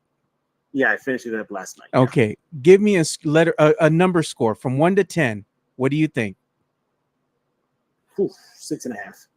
I'm about right there with you, man. It's just 6.5. it was kind of mediocre, man. I was expecting something better. They hyped it up, then you see the finished product, and you're like, eh. Yeah. What hyped it up for me? Well, let me rephrase. What salvaged it from being a complete failure is I've always wanted something new, and we got that. We got did. that. We're not on the Skywalker family saga. Yeah. Yay.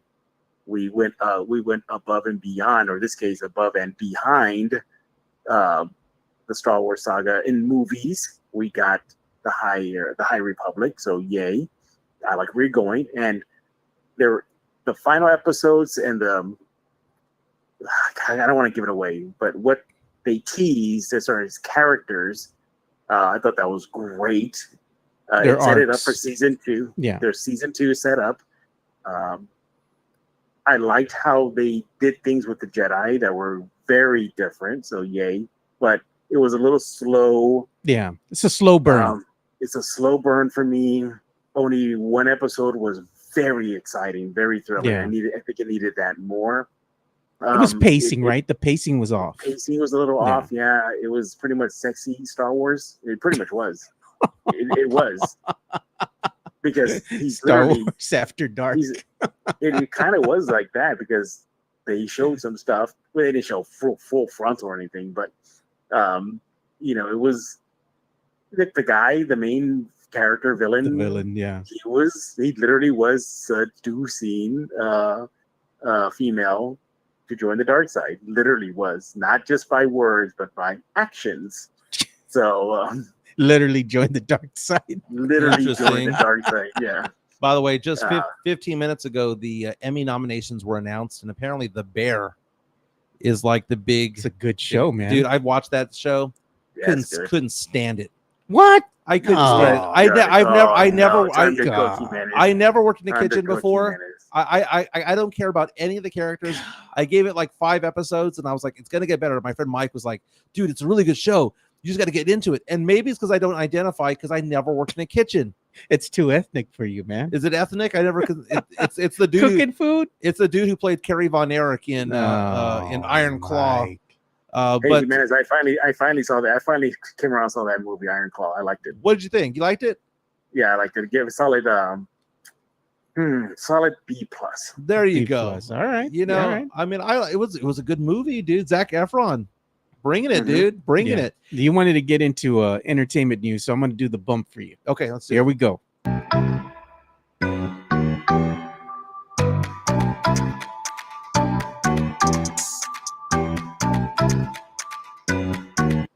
The summer blockbuster is here, baby. It is here, baby. Twisters premieres this weekend at theaters, and Joe Garcia and I had the opportunity to watch it last night. Rotten Tomatoes has it at 78%. Who are those 22% who didn't like this movie? That was a good movie. Do you have a picture or something? I'll call it up in a second. Yeah, call it up. Me and Mike got to see it, man. We went out there. We were a guest of our good friends over here. They have the Alamo City Geekcast, good friends of mine. So we got to go out there and see it. It was a pre-screener. And me and Mike actually watched the original Twister, which surprised the heck out of me, right? Mm-hmm. And he actually liked it, Jeff. That's another one that surprised me, right? He usually hates these films. So we went in there and we're like, man, I hope this film doesn't suck. I hope that it does justice. It doesn't get too corny, because you know how like sequels sometimes get a little too corny, trying to overemphasize the original, right? Yeah, we have the official trailer up right So now, by here the we way, go. on YouTube. But yeah, I was basically asking myself the question because I've seen the original Twister several times. Which, by the way, Twister was the first movie ever mass produced on DVD, and so it's been 30 years for crying out loud. And I just went into this thinking to myself, don't suck like when Ghostbusters got redid 30 years later, right? Oh, good Lord. Okay. That never happened, Jimenez. That never happened. Okay, courtesy Universal Warner Brothers, what we're showing right now, it's the official trailer, right? The thing about it is this. This is like Creed to Rocky. It stands alone on its own. You don't need to watch the original Rocky movies to enjoy Creed. You don't need to watch the original Twisters to enjoy this movie. This movie is a standalone on its own. They say that there's not going to be any more sequels. BS. This movie is going to be big, and people are going to want to watch a sequel of this. Glenn Powell starred in this movie. He was hysterical. The actress that's on it was in a miniseries on Hulu, Underneath the Banner of Heaven, which was really good with Andrew Garfield.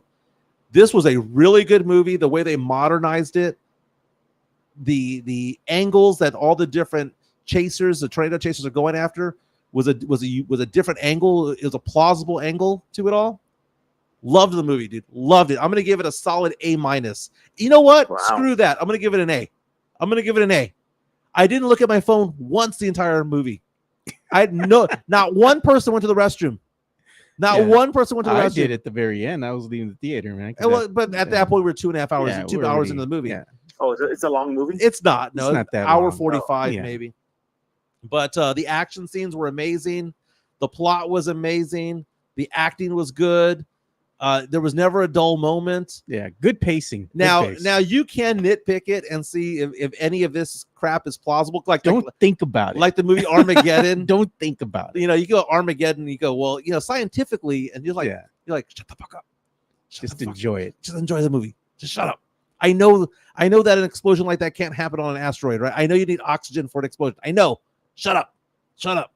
But what a great movie this was, man. What a great movie. Yeah, I think you would have enjoyed it, Jeff. Really? I'm pretty tough on remakes. Well, is it a remake or it's not a remake? No, it's a sequel, well, but so far so good. It just has little references, little Easter eggs, references to the original. They didn't bring back. Let me guess. Did they do the cow? No. No cow. They don't do none of that. See, cow? the good thing is it wasn't cheesy. It wasn't corny. The little references are there, but they're not corny, and they don't have any of the original cast making any appearances whatsoever.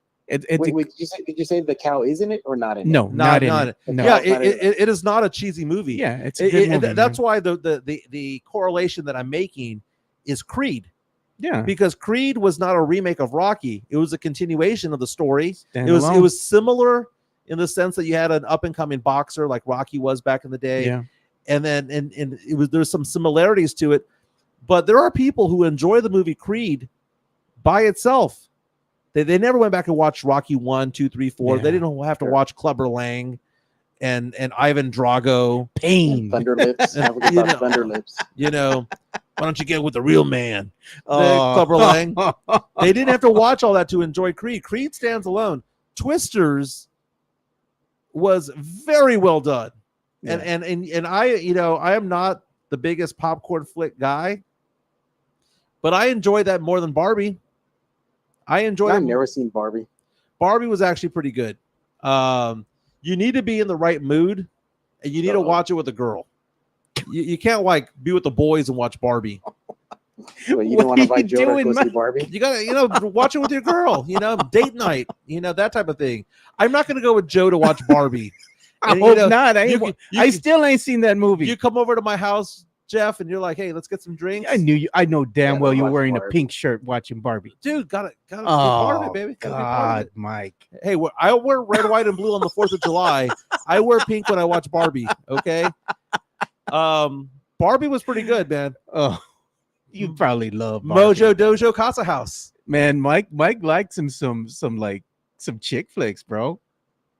I don't even call Barbie a chick flick. It was just like it's a chick flick. I know because Barbie, come on, because chick flicks to me are romantic comedies. This was more Barbie's of a chick flick. This wasn't even a romantic comedy. It was just a chick Barbie. flick. What were you gonna say, Jeff? Well, probably more a question for you, Joe. You think Mattel Hasbro are trying to make their own multiverse here because they got Barbie, they got G.I. Joe, and then we saw how they ended the last movie with the introduction of the Transformers. The collab is happening. You think that's what's going on right now? That'd be wild, right? They bring in Transformers to the Barbie universe. That Right? would be badass. Mike, that would be Now, badass. do I have to catch up on G.I. Joe? Because I have no idea what G.I. Joe's man. about. The only thing you need to know about G.I. Joe is the Baroness. That'll do it. Yeah. That'll do it. Stand back. Stand Hey, back, I'm going back in Keep time. away. Keep away, Jimenez. I now know what the three seashells are about. He Dude. knows the 3 seashells.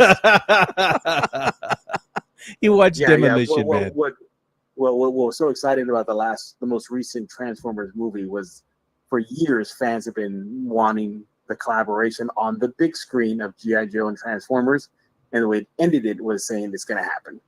Nice. So that's a huge. But if they're gonna, it's not a spoiler. The movie's been out for a long time now. but if they're gonna do something like that, Jeff, do you think they should also reference Mask? Because wasn't Mask in the same, the universe, right? Transformers The universe. movies, there's been. I mean, I've seen articles online saying that it's coming. It's going to be done by one of the directors of Fast and Furious, which makes sense to me. Yeah. But I haven't heard anything else, and it fits within. I mean, you know what, Joe? I would hope that once they do the movie of Transformers and G.I. Joe, they end it by teasing the Mask. Oh man, So that would get us going, man. That would be like, wow. No idea. You have no idea. Childhood No dreams idea. come true, Jeff. Right?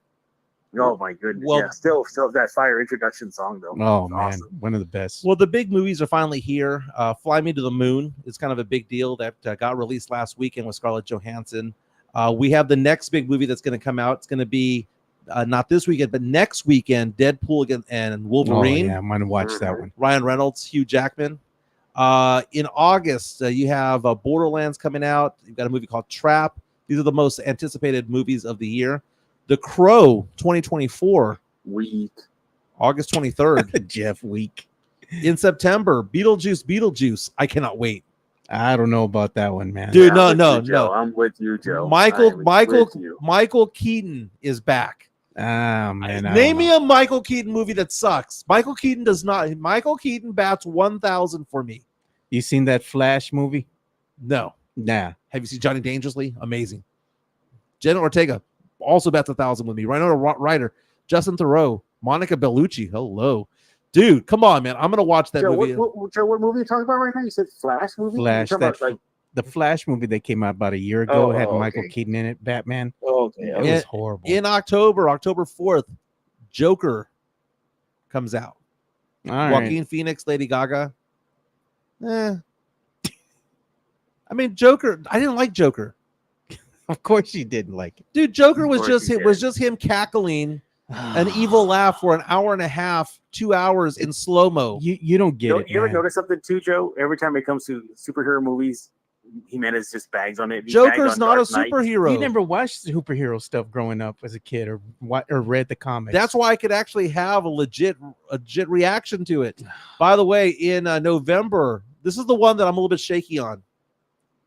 Gladiator 2 comes out. all right. That one I might go see it. Ridley Scott coming back, Paul Denzel Mescal, might Denzel. save it. Yeah. Denzel might save it.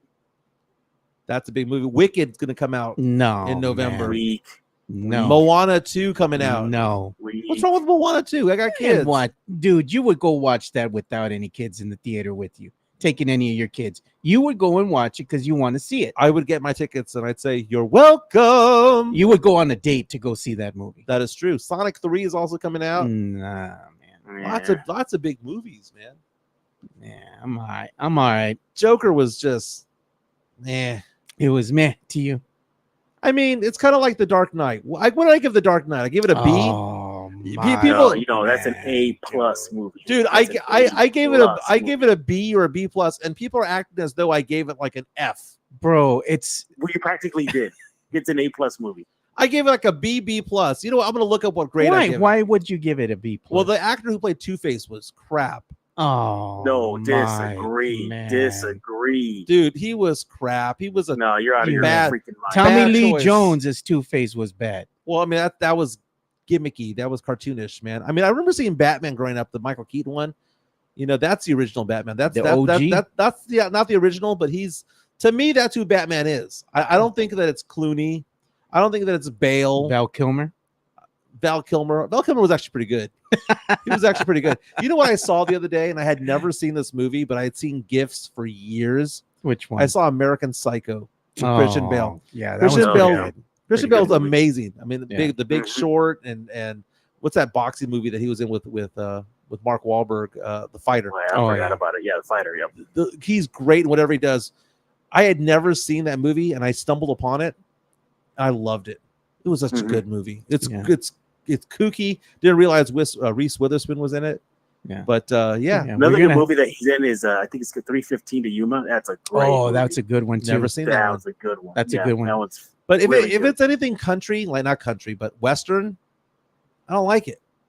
I don't like Westerns. I don't like the check setting. your boy, Joe. Do you know what the only Western I like? And it's not really a Western because it's more of a Brat Pack Western. Young Guns. Oh, Young Guns man, 1 and no, 2. Mike. Young Guns 1 That's and a 2. good one, out. dude. Better than Get him Tombstone. out there. Better than Tombstone. Young Guns 1 and 2 is good. I like it. Man. Whoa, did you say Young Guns is better than Tombstone? I didn't freaking No, stutter. not I didn't better stutter. than Tombstone, but it's a good film. Young Guns, I like Young Guns better than Unforgiven. Oh no, Oh, man. Jimenez. You got Billy the Kid, Man, baby. Jimenez. No, man. Make you famous. Man, Jimenez. Make you famous. Come on. That's why. That's got- why I like your show. It leans more towards sports and pop culture. You got Chavez. No, man. You got what's his face? Kiefer Sutherland, who likes China Girl in Young Guns 2. Love that. Oh movie. no, Tony Ornelas. Mike does not like The Big Lebowski. Big Lebowski. He hates that film. I couldn't get through it. I went through like 30 minutes and I was like, Nobody f's with the Jesus. Get Come John on, man. Goodman out of there. Get John Goodman is Jimenez the most. not a cultured man. Now let me ask you this, Jeff. Is there an actor that you watch or an actress that you watch where you just know, like, I don't want to see this person on screen? John Goodman, what's wrong with him? Well, no. Everyone has that one. I see John Wait, Goodman. what was your question? I didn't hear you. Do you have an actor or an actress where whenever they come on the screen, you think to Mhm. yourself, I just don't want to watch it. Like, I don't like this actor. I have two. John Goodman, Johnny Depp. No, see, I'm good. I'm good with those guys. I'm Captain fine. Well, Jack Sparrow. Come on, Mike. I'm not saying that you can't be good with those, but you probably have one or two actors or actresses. Maybe as a singer, a performer. There's some people. Taylor Swift could sing the most beautiful, brilliant we song. go. No, listen. Here we go. Listen, she could sing the most brilliant, beautiful song, but there'll be some people who are like, "Well, I don't like it because it's Taylor Swift." What I'm saying Maybe is that I don't like Taylor Swift. and maybe I don't like John Goodman. So why is it that it's okay for you to not like a certain artist and me not like a certain artist and me like go, I don't want to watch The Big Lebowski because I don't like John Goodman. You know what John Goodman has done? He's been in like so many films and he's voice acting as crazy, well, dude. yeah. I mean, there's probably something that you've watched with your kids. You had no idea that he was the voice. Of that I'm character. sure. And if it's the voice character, at least I don't get to see him. God, I don't get to see him. man, Mike. Jeff, tell me an actor or actress that bats 1,000 for you that you say, man, every time this actor is in a movie, Yeah, I enjoy it. I enjoy it. Christian Bale. I like his movies. Christian Bale. I think Harrison Ford's up there. Edward Norton. Edward Norton. Yeah. I'm- Russell Crowe. Matt Damon kind of does it for me also. Like I like a lot of Matt Damon movies. Okay.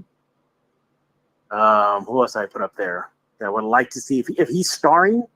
If he's Denzel, Yeah. it's fine. I'll throw in Denzel. I mean, Favorite from the trailer from Gladiator 2, it looks like he could be seating the show. Favorite Denzel Washington movie? Ooh, Remember the Titans. Well, that was okay. I liked that movie. I mean, I didn't think it was great, but I liked it. It was no Rudy. Oh, dude, Rudy sucks, dude.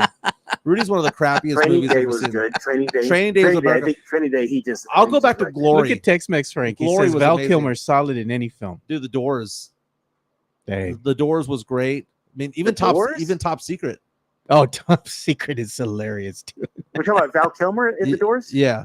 Yeah. Oh, Iceman. I mean, remember You- Real Genius? Remember that one? what about young Tom Hanks, like in Philadelphia? A young Tom Hanks. I think of Bosom Buddies back in that TV show back in the day that sitcom. with Tom Scolari. He used to do a lot of comedy early in the Bachelor 80s. Party he was is a more great comedian. movie. Yeah, Bachelor Party. Dude, okay, I go back Bosom in time. Buddies. I go back in time and watch Bachelor Party from time to time. that is a movie that I think a lot of Tom Hanks fans don't realize exists. Yeah. You go back in time and watch that movie. I mean, he's chasing after Tawny Katane. Oh my God. Oh, 80s Rest in nugget. peace. She was crazy. Yeah, she's Like, literally, she died certifiably. now. Yeah, she died. She got died. Oh, I forgot she passed away. For that. Yeah. Remember, she was known for the White Snake videos too. Yeah.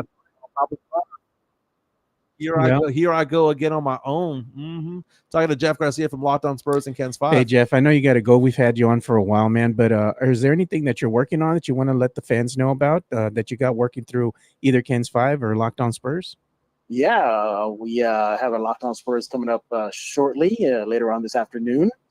It is going to be good. We're going to be looking at all things silver and black. I can't wait for it to come out. I think y'all guys are going to really, really enjoy it. Nice. I also have we've got some articles coming up soon. We have catching up on the Summer Spurs, undefeated in Las Vegas.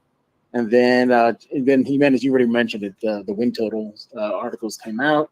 So just all good stuff. And an article came out this morning about Chet Holmgren.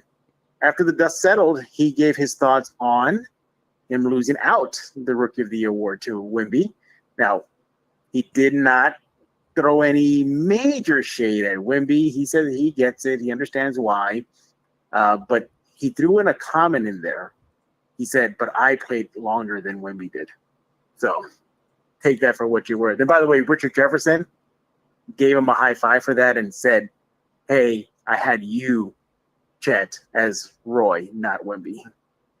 So here's that's ridiculous. I'm pretty serious. It's up there right now at kensfire.com/Spurs. So go check it out. Now, real fast before letting you go, Team USA basketball, I believe, is back in action today. They're taking on, let's see here. They're taking on Serbia. I'm not mistaken. Hey, that Serbian team is pretty good, man. Yeah, so I've asked this question of many people, Jeff, and there's no right or wrong answer in my eyes. Gold medal game. It's USA against France. Derek White going for the game winner. Wemby's guarding him. Do you want Derek White to make it for Team USA, or do you want Wemby to swat that ball into the stands and Wemby to win the gold? Red, white, and blue. It's the Olympics. Okay, well, guess what? France wears red, white, and blue as well. That is Jeff Garcia from Locked On Spurs. No, you'd go for US on that one. You want Derek White to knock down that shot? You want LeBron? I want USA to win. You want LeBron to knock down that shot over Wemby? Give me USA. I bleed silver and black, my man. I bleed silver and black. I'll take Team Hey, France. remember Manu Ginobili said that it was more important for him to win a Olympic medal than it was a Spurs title. And I remember back in 2004, I was cheering for Argentina. I can't cheer for a team that has LeBron on it. I'm sorry. I just can't. I'll cheer for Team USA at every other competition except for basketball. I'm there USA at every other sport except that one. We ain't going to be cheering for no Patty Mills. Yeah, we did. No Patty Mills. Yeah, Patty Mills. And then that one guy that we showed last week who was like, "There's no white guys on the Team USA team." Oh, God. Apparently, Tyler Hero was hurt. All right, guys. Well, I gotta go, guys. Gotta get back to work. All right, Jeff. Thanks so much. Later. Bye. Bye. Against Serbia in the USA basketball showcase. Tip-off just about to happen. Yeah, it's about to get underway, man. Dude, I can't wait for the Olympics. By the way, congratulations to Sofia Vergara, the first Latina in Emmy history to be nominated for lead actress in a limited series. She's more than just Modern Family. She's an actress, dude.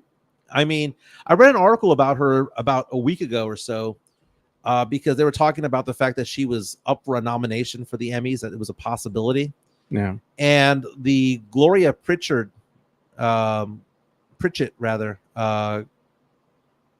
that she had in Modern Family, she got criticized for being too ethnic because of her voice. Because of her voice and because of like the content, talking about how Colombia is known for the murders and all that stuff, and basically saying that she was kind of a caricature. Yeah. But you go back and watch Modern Family, the Gloria character is the one that actually holds the family together. When it's all said and done, it's Gloria that keeps the family together. All sides of it. The Cam and Mitch and Jay and all of those guys. She brings them all together. What a great show Modern Family was. Yeah, my daughter still likes watching it. She'll go on an all-day marathon and she'll have me watching that. The other thing that my daughter likes watching that I cannot stand, by the way, and she makes me sit there and will not let me leave, Say Yes to the Dress. Oh my God, I cannot watch hate that. dude. I freaking hate it. Do I get man card points for saying that I don't want to watch that either? Yeah, dude, it's awful. But she makes me watch it. Like I try to get up off the sofa and she's like, "Where are you going? What are you doing?" I'm just like, "Gotta let me go, man." Tim Gonzalez giving us an update saying Serbia and USA are tied at 28 in the second quarter. Not surprising. Serbia has Nikola Jokic, and he can just take the ball off the rim. I like that rule, man. What do you mean offensive goaltending, defensive goaltending? Just take the ball off the rim. Love it, man. God, man. It's a different game, man. Hey, man, and I just want to give another shout out to Hefe, man. Kudos to him. I mean, he's doing triple duty. He gave us some time to come out and talk, San Antonio sports and pop culture. Yeah. And he's recording Los at the same time.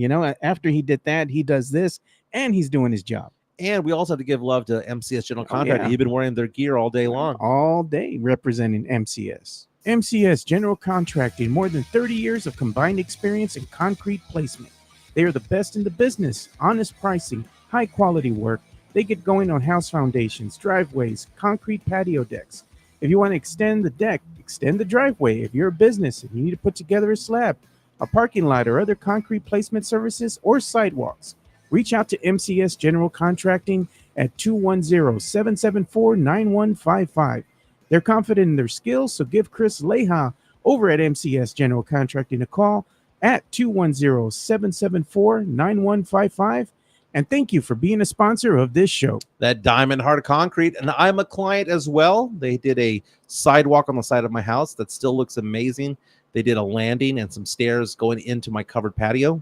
Fantastic job. They did it right. Yeah. You get no more mud on the side of the house. No more. Yeah, it doesn't pond anymore. It actually goes to where it needs to be going, away from the foundation. Yeah. Fantastic. Yeah. Highly recommend you go and seek out MCS General Contracting for all your contracting needs. And they're going to do the job right the first time. While they might not be the cheapest, they certainly are going to go ahead and get it done right the first time. Now, earlier we were showing Mario Cavazos, who's with his family. Yeah. They are out there in Orlando. If you want to be sporting our gear, all you got to do is go to the Alamo City Sportscast or podcast, our merch store, man. Merch store, right? You go down to YouTube. Yeah. So you click on that and you click on. I got it up right now. Show them how to do it. Yeah. There you go. And you know what? Just for that too, if y'all want to buy our merch and support the show, help it grow, gonna go ahead and put the link over in the chat as well. Just go ahead and click that link, take you directly to our store where you can go ahead and buy the Alamo City Sportscast merchandise here. And as you can see, we have other wares just besides the logo on the shirt. We have Keldon Johnson. We got the All-Star Retro. We got the Wemby 2.0, the Vamos Wemby shirt. But I think it's clean, man. That black one with the orange Alamo City logo on there. Nice. I think it's clean. It costs $20 if you're skinny, $22 if you're chunky, and $24 if you're a little bit bigger than that. Okay, because it's all about Gigante. size. Yes, yeah. So it's what's it called? Small to large is $20. Extra large is $22. And there you go. And double XL and bigger is There we go. $24. All the way up to 4XL. If you get 4XL, it's $26. They got to add more cloth to you, Very nice. Well, again, Twisters was a good movie. Highly recommend it. You're going to have movie snob out there going, well, it's not like the original. It's not supposed to be like the original. It's not. It was a good movie. Okay. Popcorn flick. My favorite popcorn flick of the year so far. Better than Barbie. My opinion. I got to get to work. Everyone have a fantastic day. That is Joe Garcia. Thank you to Hefe, Jeff Garcia. Thank you. Again, subscribe to Locked On Spurs podcast at Jeff G Spurs Zone on Twitter and on Threads. Kens5.com as well. My name is Mike Jimenez. Thank you also to Spernandez for being our correspondent there in Las Vegas this week. Chicana Fuerte for being producer extraordinaire as well. Yeah. This network is growing. We're at 1,006. Next step, we're going to party. We're going to celebrate. We're still trying to figure out a place. Yeah. We also need to have, and also one other thing before we go. We talked about having events, right? Not just because of celebrating 1,000, but just because, like, Maybe it's a viewing party. Yeah. I was thinking about a poker tournament. Yeah, you were thinking would, about would that. anybody like a poker tournament at one of these card houses where we rent out a table or two Yeah. tables, and we maybe raise some money for a nice little organization? Yeah, charity. Mm-hmm. The other And thing don't be is, wrong, you could win money, yeah, but maybe cut off a little piece for, as Mike Taylor likes to say, for the cads. yeah. And the other thing is, we actually we'll probably put something out on social media. We need to know what side of town you guys reside on. So we need to know where to go ahead and set up these events. That way we have a centralized location, but also we want to know where are the majority of our listeners stationed at. Are you all on the north side, the east side, south side, west side? We need to know. I might put a poll out there saying, here's some options here. Where would you want to go to an event? Would it be downtown? So that would be like one like Alamo Brewery, Some of the bars friendly downtown. spot, Yeah. medical center, Little Woodrow's comes to mind. North Star area, McIntyre's, Pelotas area, Pete's place. Pete's place. Yeah. I'm just saying. I just think that that's a good line of thought. Yeah. Examples of where we can party, and I'll put that on a poll today at MJ Acquired Taste. Yeah. Joe is at Two Shots Podcast. Yep. And Little Max says he's in Austin. He'll drive in. 5-1, the 512 represented. There you go, David man. Otwater saying Southwest side. Well, then that would be medical center. Southwest. He's over here. And maybe he lives near Puro Exit 7. Well, I also like that place. We were talking about that bar down the street from here. What is that called? Lucy Cooper's. Lucy Cooper's. I liked Lucy Cooper's. I went there this past It's not weekend. bad. They have a little patio area there. It gets really packed during game night, especially for college football. Yeah. And I was telling you, that's what you want. You want to be able to have reasonably priced drinks and food. They have good bathroom facilities, which is important. Yeah. You're going to bring your significant other. And David Outwater, let us know if there's any place on the Southwest side that is worth going to that would be a good place to be. Oh, man, look at this.